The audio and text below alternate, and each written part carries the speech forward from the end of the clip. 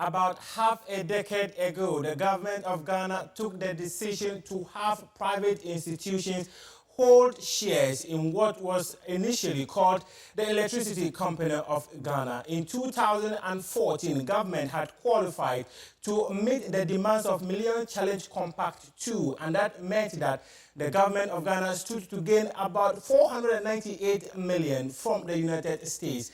And what it meant was that the debt reading institution was supposed to have private institutions that would inject money into it for them to pay off some of their debts. And the government of Ghana decided that they needed some private institution into the Electricity Company of Ghana. Somewhere 2016, the CEO of MIDA announced that about 60 companies had applied to own shares within the Electricity Company of Ghana. And within the same month, that was August 2016, it was announced that the number of companies were dropped to 6 companies. And finally, they picked just one out of the numerous companies that wanted to hold shares within the Electricity Company of Ghana. And that company that qualified to become a shareholder of ECG was Meralco. And government agreed that after change of power, in 2017, the MPP government decided that the institution was going to be owned by Ghanaians. Ghanaians will have majority shareholders, that was 51%. But initially, the conversation was that the Ghanaians were going to own just 25% of it, but the new government decided that Ghanaians were going to hold 51% shares of the institution. And then came the idea, they mooted to put up an institution called Power Distribution Services. So the Power Distribution Services came together and they made up of about 6 members who are going to own shares of the Electricity Company of Ghana. And in March this year, government finally handed the Electricity Company of Ghana to Power Distribution Services. But just 2 weeks ago, the government decided that they were going to cancel or suspend the agreement due to what the energy minister described as forged documents. Today in the studio to do the discussion about why we've gotten here, who led us here, and who is to blame in all this scandal, how a major institution like the Electricity Company of Ghana could have signatories being forged to secure a deal like the Electricity Company of Ghana. In the studio to do the discussion is Saka Salia, who is a national communication team member for the MPP, and Amos Blessing Amose, who is a deputy Greater Accra Regional Youth Organizer for the NDC. He's also the editor of the Witness newspaper. Gentlemen, good evening. Good evening. Good evening. Let me start with Mr. Saka. In all this, we thought that we were signing an agreement that would see Electricity Company of Ghana finally provide better services for the people. But the surprising news was to be told that those who secured it did that with a forged documents. Yeah, thank you very much. Good evening to our cherished viewers. First of all, I think that we should not come to the conclusion that those who were involved did so through fraudulent means. I mean, what is happening now... But those are exactly the words of the energy minister. That's what I'm saying. What is happening now is under investigation. What the energy minister says is not a full proof of the whole matter. The issue has officially been, communicated. Was done through the Ministry of Information. Yes.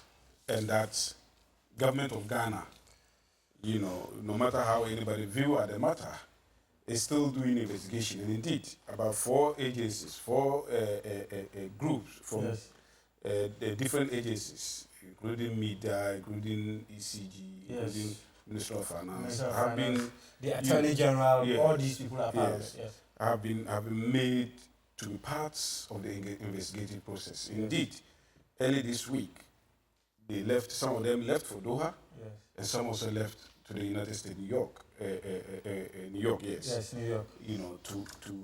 In furtherance of the investigative process. Yes. So until there is a conclusive, there's a conclusion to the matter, Yeah. we cannot say that fraud has been commissioned, even though So as at now, fraud is being alleged. Okay. You know, So then it means that Peter Mewu jumped the gun, yeah, right? he jumped the But gun. Peter Mewu, as Jumped you the know, gun. is also a board member of MIDA, who No. are the supervisory institution of this Exactly. electricity company of Ghana. So you were part of the negotiations. They were part of the table. How come they never saw all these things? That's why I will go in there.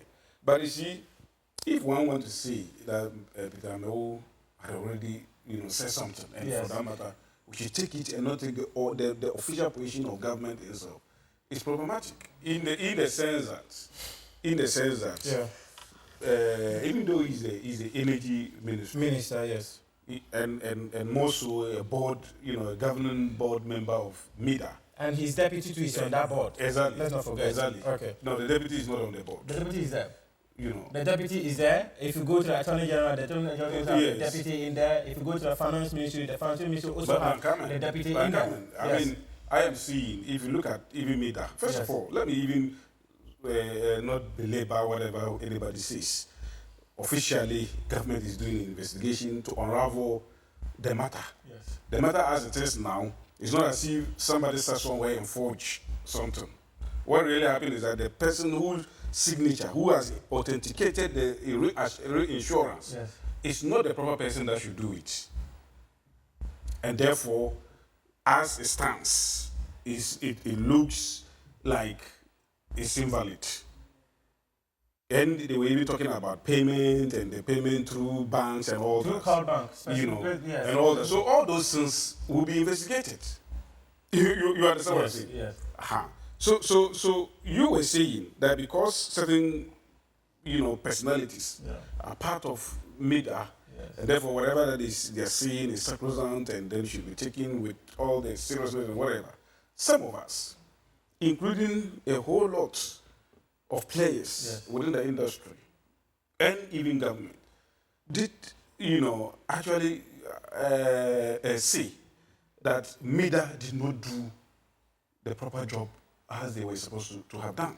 Okay, so hold on. You understand? Hold on there. I'll come back to you on what they should have done and how they did not do the proper way they should have done. But let me bring Amos into this conversation.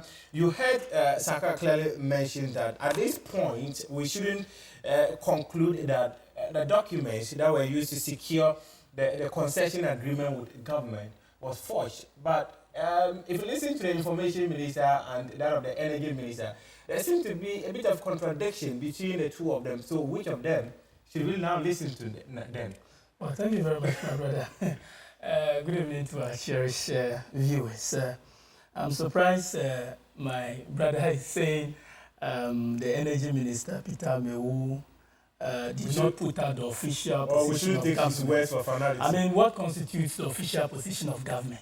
You have the energy minister, the minister who is in charge of whatever happened, telling you that the document was forged. And you are saying that that's not the official position of government because the information minister had issued a statement. Mind you, before the information minister issued that statement, he conferred with the energy minister. The energy minister would have briefed him before he issued that statement because he does not work in that ministry and he had no role to play in that ministry. So he could have only acted on the briefings of the energy minister. But that is not even the issue. Look, this whole agreement, you look at it in its entirety. You read the documents associated with the document, you listen to those involved. The only conclusion you arrived at is that it is one of the sweetheart deals cooked by these governments to, quote and unquote, romance its cronies.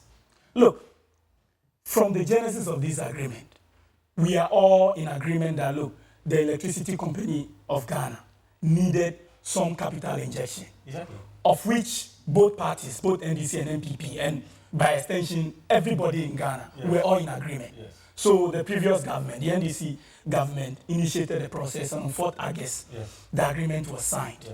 Now, the only difference between what the NDC started and what the NPP did was in respect of the local content. The local content. And I think I need to correct you on that. The NDC actually was pushing for 20% local content, not 25%. 25? Yes, not 25. They pushed for 20% and 80%. But when the MPP government came in, they were looking for majority shares owned by Ghanaians. There was nothing wrong with that in any because I mean it's government policy.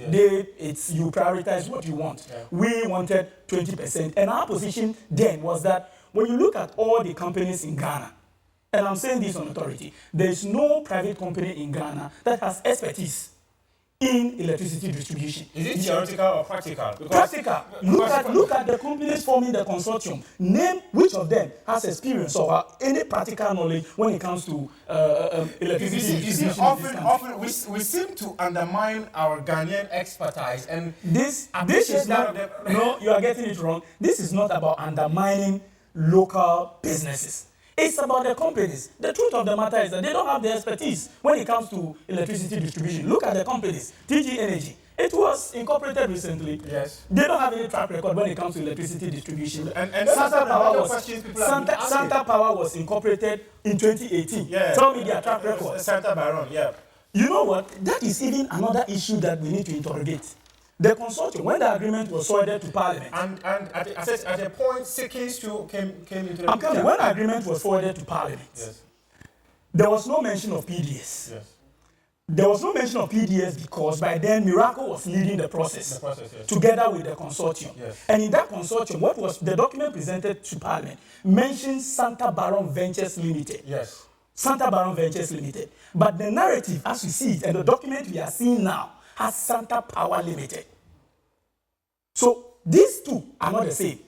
They're never the same. They are never the same. Two different institutions. Two different institutions. So it means that Santa Baron Ventures acquired the shares, transferred it to Santa Power, owned by the same owned by the same person, but there's that legal backing for you to go and set up your company that we call Center Power, isn't it? Exactly. So if I have that legal backing to go and set up an institution called Center Power, and I am able to generate my resources that can help me buy shares, is it illegal? You know the interesting thing, before the agreement was forwarded to Parliament, the number of shares that each of the companies own in the agreement was forwarded to Parliament, isn't it? Yes. And before you allot shares to a company, in law, you need to register it with the Registrar General's department. Exactly. You get me? Yes. So you ask yourself, in whose name was the shares of Santa Baron Ventures registered? Was it in the name of Santa Baron Ventures or Santa Power Limited? Because Santa Power was incorporated after the agreement was approved by Parliament. I think Saka should be able to give us an answer. I don't want to be engaged in non-issues. Yes. Because where he's going, I don't even think that is the issue. Please, where are you talking? I don't even think that is the issue for us to discuss. Okay. What really are the issues? The issues are that the Millennium Challenge Corporation has given us money. Yes. Because of the good works that the previous government, has done. the elsewhere Kufuor government. Yeah, the compact one. Let me finish. Okay. Because that was the first government that was given the first compact. That's true. And the amount that was given to Ghana, I mean, was the largest in Sub-Saharan Africa. In Sub-Saharan Africa. And because of that, we were able to use the money for to good use. That includes the N1 highway. It was specifically meant for agric system and agric and all that. So the second compact was to be given, was then to be given. This time not on an agric, but in other areas. In the power sector. In the power sector, as well as the distribution sector. Yes. The NDC government started the whole matter. At a point, they had to go, and then MPP came and took over power. Now, the reason why we are here talking about this is the fact that there is a suspension of the whole agreement between government of Ghana and that of the PDS. And that is the reason why we are here to interrogate the matter. What is the problem and what is the way forward? Am I right? Yes, exactly. Yes. And for me, and with the interest that I've had in this matter over the years, you remember, I mean, I have the interest to the extent that I took this matter to court at a point. Yes. Because some people, including the MIDA, the IFC, that is the transaction advisors, were, becoming something else. Usurping the powers of PRC and Energy Commission, doing all manner of things. And even sometimes they were even saying that there is something they call Article 7 in the agreement that they were forcing to superimpose on us.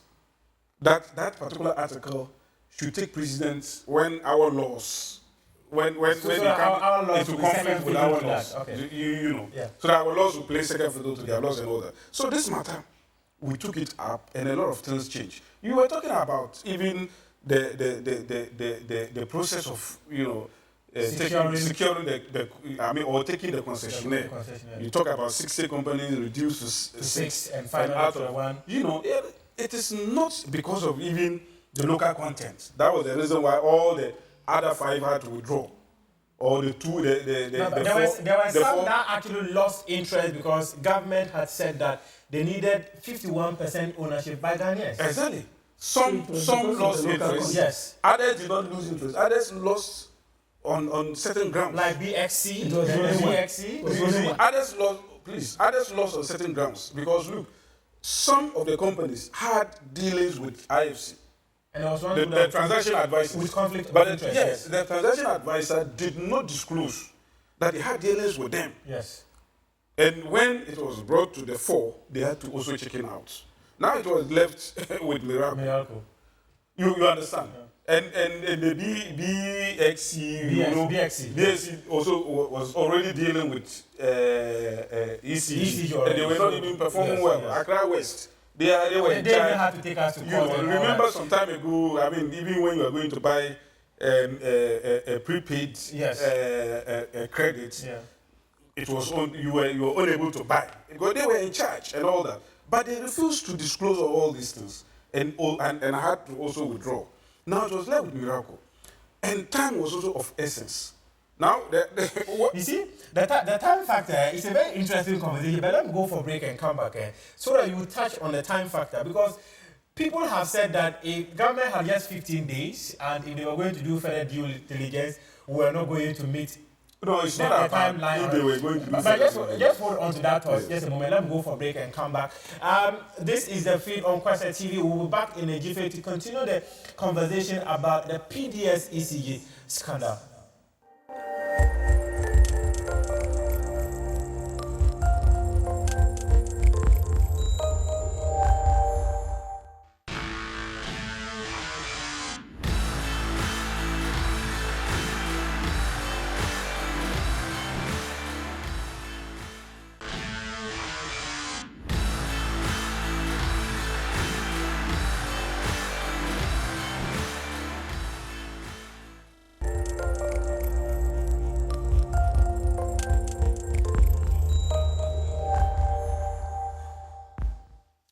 Welcome back from the break. This is the feed on Kwese TV. We are discussing the ECG PDS. I have been told not to call it a scandal, but I don't know which name will better suit it. Is scandal fine? Problems. Okay, problems. Yes. Okay, now we are settling for problems. There are no scandal. Just before we went for a break. I thought I was on the floor. Okay, you were on the floor. Just complete with the time factor you were talking about before I come to you. Yeah, so this concession has a time period, and the time period has been changed over time, several times, and the time was clearly on the essence, and therefore, if we had delayed any more or any longer, the concession would have, been taken away from us. I mean, the account, the Million Challenge Compact money would have been taken away from us by the MCC and all that. But I'm not saying because of that the rules were bent in favor of Miracle. Yeah. But you can understand at the period the reason why some of these things occur. Now, Miracle, as the concessionaire, came with certain proposals. Because look, it was becoming difficult getting and what were those proposals? That's where I'm coming. It was difficult getting a bank guarantee of such magnitude. Yes. And therefore, there's no even bank in Ghana that could even guarantee such an amount. Such an asset over 22 billion and all that. Yeah. And they came with a proposal to make it, insurance guarantee. And this was accepted by MIDA. And once it was accepted, everybody knew that, the takeover, because that was the only thing left, before the takeover could be consummated. And that was one of the changes of the 45 conditions, right? Yeah, I am not aware of any 45 conditions as people banded around. Ghanaian, people banded figures and all manner of things. But this one is actually official from the Energy Minister and the Information Minister. So there are no figures being bandied around. Officially, all the conditions were met. And what was to be met was this demand guarantee. And then they duly presented a demand guarantee. And it was duly verified. And it was... and the wrong person signed the document. Wrong person signed. This was, even after the due diligence was done, government, this is where I will continue to praise government, especially this government. This is where I will continue to praise this one. Even though people are impugning all manner of motives, talking about, chronism, talking about all manner of, giving it to family and friends and all that. In the end, government did not go to sleep after the first level of due diligence. Yes. Government continued its different levels of due diligence. That unraveled this matter. But was it ECG that did it, or it was the government? But ECG who decided to write? Remember, ECG is an entity of government. So ECG is government. ECG is government. Yes, ECG is an entity of. ECG is not a private. I get your point. But yes. So I'm saying, immediately after this thing was unraveled, that the person that signed the reassurance was not the proper person to do so. Government immediately took action, and that action is what has brought us here. Okay. Irrespective of whoever, it does not matter whoever has shares in PDS or whatever, even if it is the president himself. But the president has taken an action, and this action is an action that we all have to commend. Okay. They're not condemned. Okay,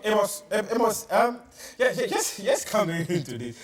He's asking us to praise government for taking steps, but couldn't government had earlier found out that the person who actually signed this document for the concession was the wrong person? You know what the MPP is pushing us to praise government for is you can liken it to, let's say, an armed robber walks into your house, he picked your item, he was on his way, taking it away, you met him on the way and said, this is my item, give it to me. He gave it to you, and the armed robber tells you that, look, praise me for that, for giving your own item to you. Praise government for what? I don't get your analogy. No, I'm saying that an armed robber entered your house in your absence. He picked your item. When he was bolting with the item, you met him on the way. And you told him, look, this is my item, give it to me. He gave it to you. No, just a moment. I'm saying this is an armed robbery. So I'm saying that this is an armed robbery. I'm saying it would be like him to. No, so I don't say that. I'm saying that in this case, someone picked your thing, the person messed you. So in this case, the government realized that they were going to the government was on the process of defrauding Ghanaians. Stealing Ghanaians. With this, I told you that this agreement, you look at the narratives, the documents surrounding it, it is nothing but a sweetheart deal cooked by this government for its cronies. Look at the people involved, those who formed the consortium. And he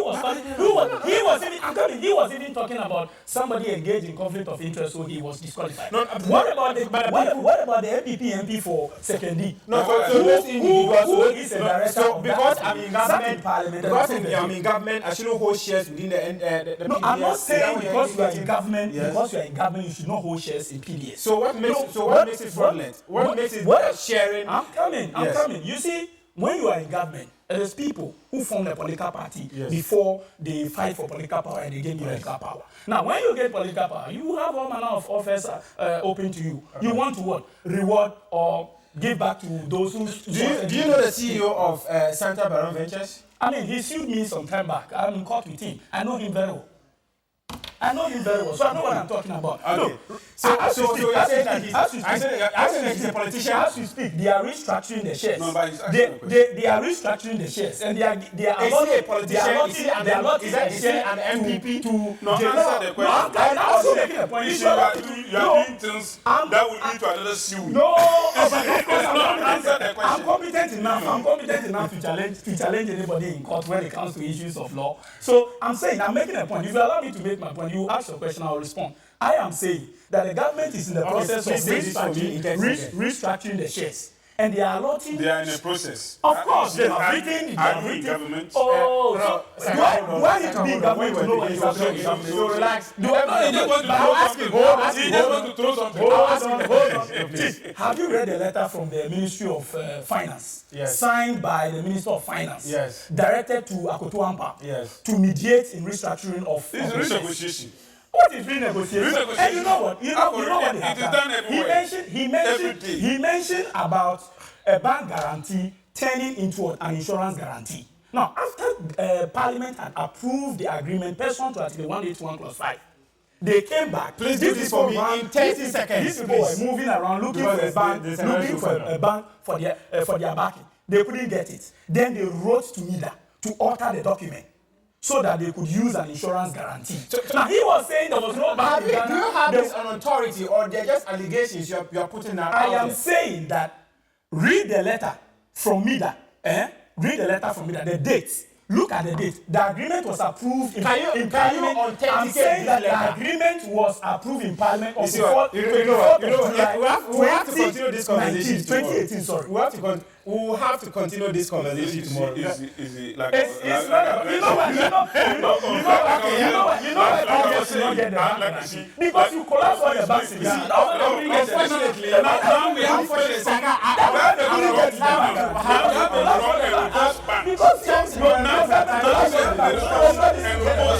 My name is Muftawu Nabila Abdulai, and this has been the Freedom Kwese TV.